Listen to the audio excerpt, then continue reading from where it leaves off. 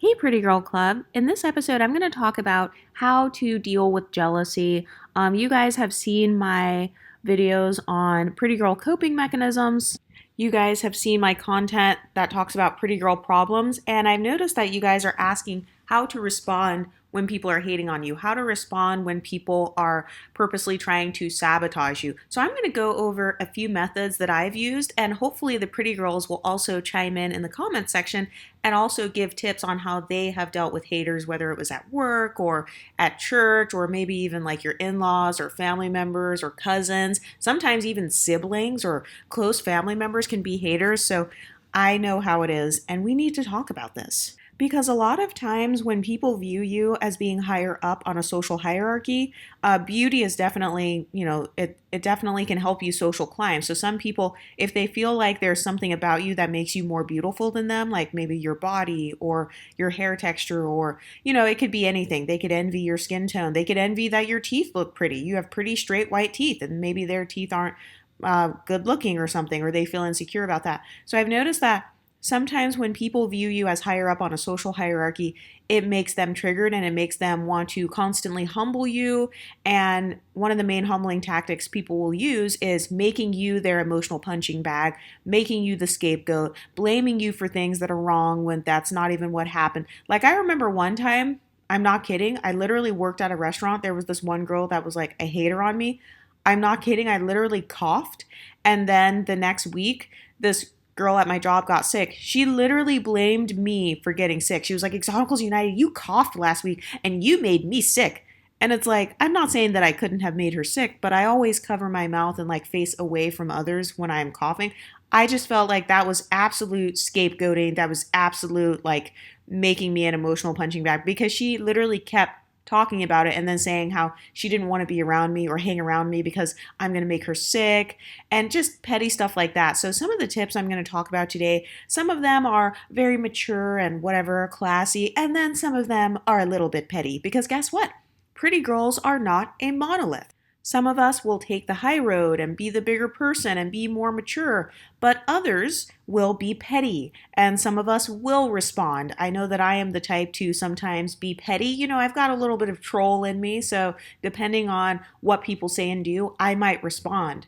But let's go ahead and talk about the first strategy on how to deal with basic betties, how to deal with women who randomly hate on you and they want to use you as an emotional punching bag.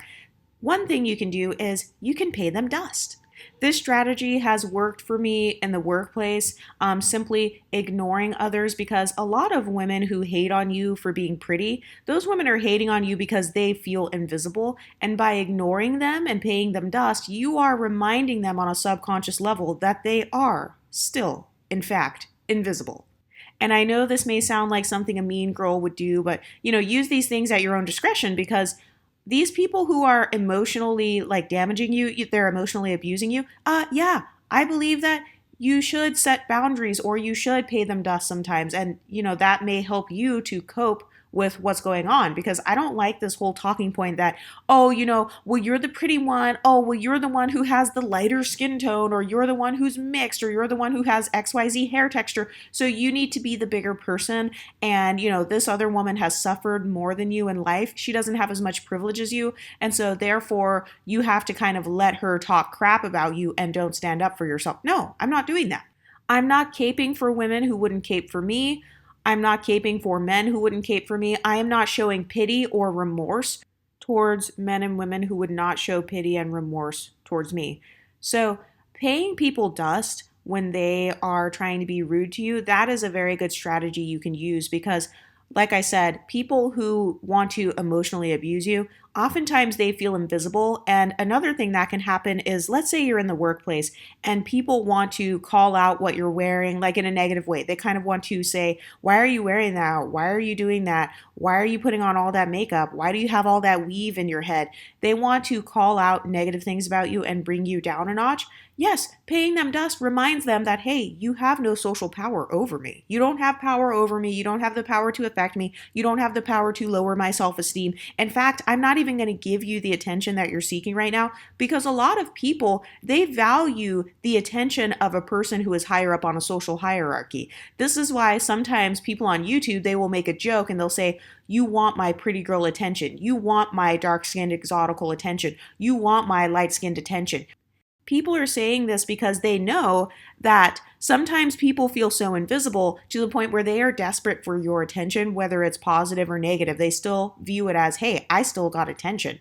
And so the way that you can fight back sometimes is by just ignoring them because that is going to trigger them and remind them, oh crap, I'm still invisible. Even if I try to nag her, even if I try to talk crap about her, even if I try to make fun of her hair, make fun of her background, or make fun of what she's wearing to work, she's still ignoring me. She's still not responding to me.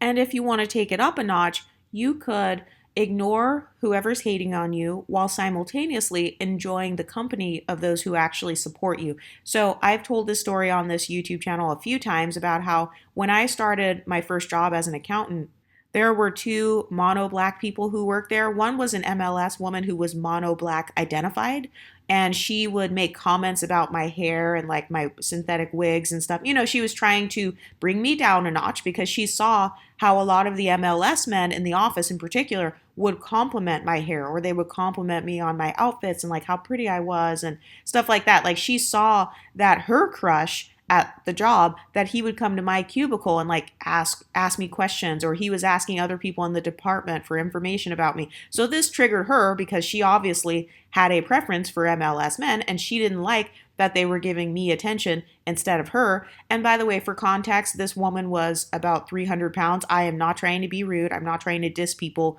who are big, but I'm just saying for context, that was something that she had talked about being insecure about. So she was insecure about her weight. And I like to try to stay in shape and stuff. I like to run and hike and, like have a nice body and wear cute dresses to work and stuff. So I noticed she would try to make negative comments about like my makeup or my hair. One time she even made a comment about my curl pattern actually. So it was the same thing. You know how I told you guys the story about how one time an unambiguous girl, she tried to comment that my curl in the front of my head was a little bit more curly than the half wig I was wearing in the back. But it was it was such a small difference to where I literally wore that same exact half wig for Christmas with my natural curl out in the front, kind of like a curly bang. My own family members didn't even notice that that hair was fake. So it's not like I was over here with 4C hair in the front or something, like my leave out is 4C and then the wig is like 3A. No, it was literally like my half wig was a 3A texture and my hair was maybe a slightly looser 3A. It wasn't even quite a 3B. But I've noticed that some people, they are so jealous of you to where they will try to call out the tiniest thing. So anyway, at work, the 300-pound girl who was like a hater basically, well, I shouldn't call her a girl. She was actually double my age. She was in her 50s. Like she was literally headed towards retirement. She had to be at least in her mid 50s. But anyway, I remember one time I wore my hair with two little curly bangs in the front. And so that morning, my hair was not like that with the curly bangs. It was just in a ponytail. And then I went to the bathroom and I wet my hair and I put it in a Bantu knot. And then I let it dry for like 15 seconds or so. And then I unraveled the Bantu knots just so that the curls would kind of hang down in front of my face like a ponytail with a bang. And I came back to my cubicle and she walked up to my cubicle and she was like, oh, the curls on the left side are perfect. And then you have one curl that's just kind of like, bleh. And she did a motion like trying to show that that curl was like limp and not as springy and not as pretty as the other curls. So literally this woman was trying to nitpick at one strand of hair, and I'm not kidding, this girl literally had a full-on lace wig on her head, and she herself had complained before about having 4C hair and how she can't do leave out with her extensions and stuff because her leave out will never blend, or she has to basically damage it trying to stretch it out and trying to like lay the baby hairs and stuff. She will pull out her edges trying to blend in her hair with the wigs and weaves. So I already knew what she was insecure about because she happened to say it herself. I wasn't like looking for her insecurities, but it's like, okay, so she was insecure about her hair and she would constantly make fun of mine, or she would call it out if it was a wig and say, oh, I want to brush it, or like, oh, it's got a tangle tangle in the back. You know those people that are obsessed with their wigs being perfect 24/7? I was not obsessed with my wig being perfect because I'm just at work. Literally, nobody is walking past us, nobody is looking at us. I do not care about impressing people when I'm at work. I'm not over here like, oh my God, I have to look like Beyonce every single day I come into the office. No, I just plop on, one of my synthetic wigs or whatever, and then I just enjoy my day at work. Sometimes my hair is in a messy, curly bun and it's natural, and then other days I would change my wigs and stuff and just wear it, and I don't care. I don't have to slay my baby hairs or put all these sprays on it or like straighten my wig. You know how people get the hot comb and then they try to straighten it at the roots and stuff? I'm not doing all of that just to go to a job and sit in the corner and nobody even sees me. It doesn't even matter. We literally worked from home 1 day a week at that job. So it's like, it's not a big deal. Literally half the office is working from home. And plus, my wig doesn't even look bad. Like, I still look cute. But with that girl in particular, I noticed that she was doing a tactic that a lot of haters use, which is to try to get my attention and try to bring me down, by calling out teeny tiny flaws and like examining me so hard to where she will find one curl that is out of place with my hair. She will find one piece of my synthetic wig where the hair is just slightly out of place. It's just a little bit tangled. Literally less than a quarter of an inch of my synthetic wig would have a tangle. And she would be like, oh, that little piece right there, it just looks a little tangled. I want to brush it. And it's like, who cares? I wasn't going to work so that I could get picked by a guy. I wasn't going to work so that I could have the best wig in town or so I could like look like the most perfect person ever. I don't have those inferiority complexes about my hair having to be perfect 24/7. I don't think that frizz takes away from my beauty. I didn't say any of this, but I just ignored her and the unambiguous guy at my job. That was the strategy I used, was ignoring and paying them dust, because the unambiguous guy was also the same one who said he didn't trust me because I looked mixed, and that he only trusts people who are like unambiguous black people, people who grew up in black culture, whatever. So both of them, I paid them dust because they purposely thought that by negging me and by kind of hazing me or treating me badly, they thought that they could have some sort of social power over me.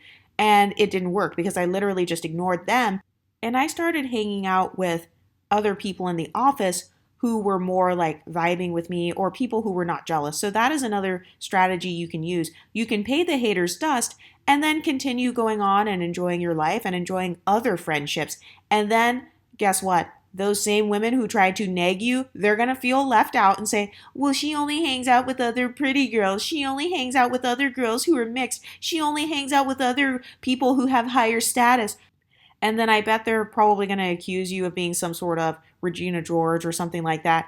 But I've noticed that a lot of people who get mad that MLS women, that we only hang out with each other, or we only hang out with quote unquote white girls. Like, that was something that some people used to say to me when I was in high school. It's like, oh, she only hangs out with white girls. People at my church used to say that about me. And it's like, first of all, there were no black girls to hang out with. So that's number one. But number two, I always just hung out with whoever was nice to me. So I never looked at it based on race. A lot of people, they think that because you share a racial background with them, or because maybe you look a little bit like them, maybe your phenotype is kind of like theirs, you have some of the same features, they think that you're supposed to now endure abuse from them because, I'm black and you're part black. And so, you still need to show that you're down for the culture. And if not, it means that you think you're better. Oftentimes when people accuse us of thinking we're better, they're just mad because they tried to neg us at first. They tried to humble us at first. And we responded by ignoring them and making other friends.